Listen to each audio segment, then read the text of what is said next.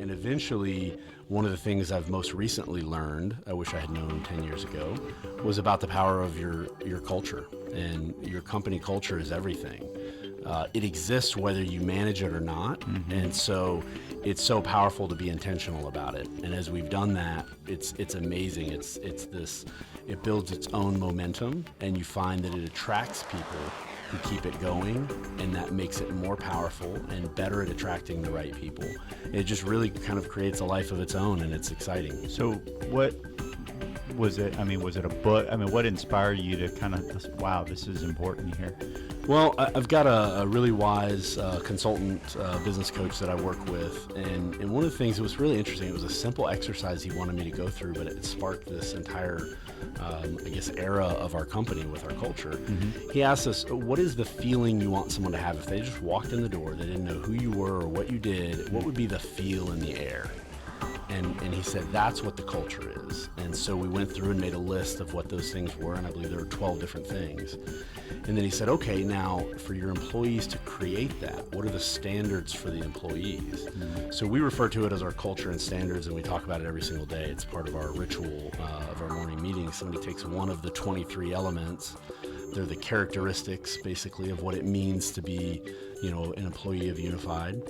And we go through them. And so it's been the scaling up of this concept to where now it's a huge part of our hiring process. It's the language we use to say something is going well or going poorly. It's a really powerful thing, but it didn't start out as this big deal. It just kind of organically grew. Did you, were there people that were not, once you realized what you wanted the culture to be, were there people that just weren't going to be a fit for that? Absolutely. And that's the hard part, right? It is. You have to be honest about that. And what's neat about the language we use, one of the things we used to do, a lot of businesses struggle with, is someone who's not living up to those standards. You chase it. I always say it's like a dog chasing his tail. It's like you're going around all these different examples where it's not right, but they always have that one excuse or that one explanation behind the examples. Mm-hmm. Once you have what we have now, which is this language behind saying, look, you're not being thorough. You're not being intentional. Those are words that are in our culture and standards. It gives us a theme to say that the problem, let's set aside the specific examples which you might have excuses around. You're not taking ownership. And so those are things that have really empowered us, again, to find the right people.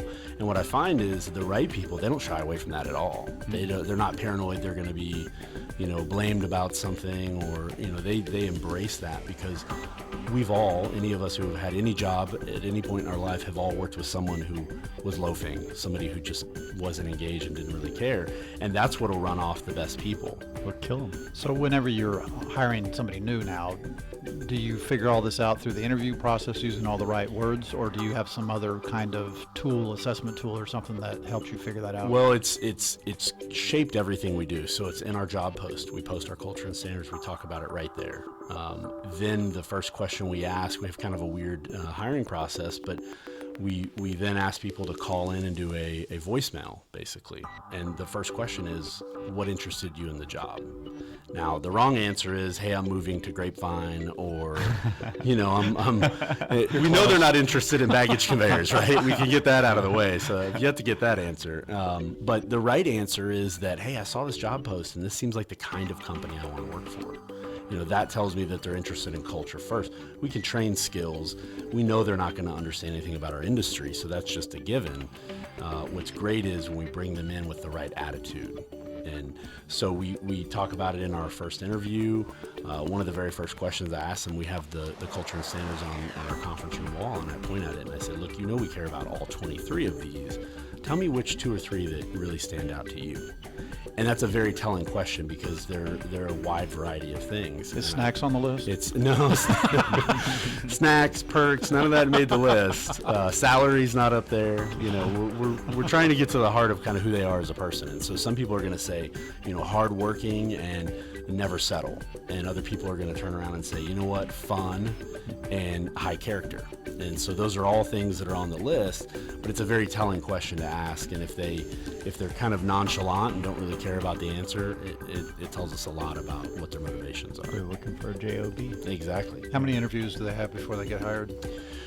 So we do the voice recording, then we do a group interview, which is actually multiple candidates and multiple people from our company. Multiple candidates at the same time? It's brilliant. Wow. And it really is. That's the most telling. Again, we're looking for culture fit there.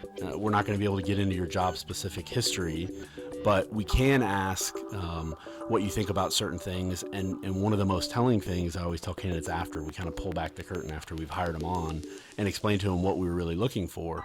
One of the most telling things is when someone in that group interview gives another candidate credit for their answer.